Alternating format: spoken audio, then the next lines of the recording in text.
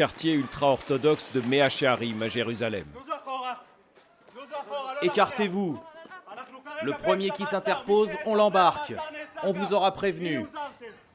Le gouvernement israélien a décidé d'employer la manière forte pour faire appliquer les mesures de confinement au sein de cette communauté juive très conservatrice. Les policiers ne sont pas les bienvenus. On les traite de nazis.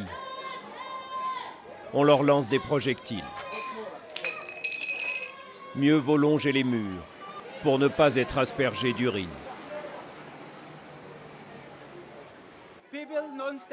Si les gens ne restent pas chez eux, c'est à cause de la police. Pour nous, c'est une provocation. On ne les aime pas et ils le savent. Quand ils viennent, les gens sortent pour protester. Tous les lieux de culte à travers le pays ont officiellement été fermés, les écoles talmudiques aussi. Si la prière dans la rue est autorisée, les attroupements, eux, sont interdits. Mais beaucoup refusent d'obéir aux ordres. La seule autorité qu'ils reconnaissent, c'est celle de leur rabbin. Sur ces images filmées depuis un hélicoptère, ils sont des dizaines à prier côte à côte, à entrer et à sortir de leur synagogue, comme si de rien n'était. D'où cette opération coup de poing pour marquer les esprits. Les ultra-orthodoxes représentent près de la moitié des personnes contaminées par le coronavirus en Israël.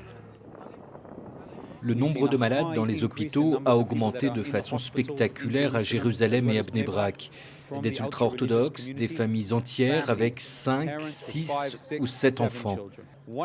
L'un des problèmes, c'est qu'ils n'ont ni téléphone ni télévision. Des communautés très fermées, coupées du monde extérieur et repliées sur elles-mêmes.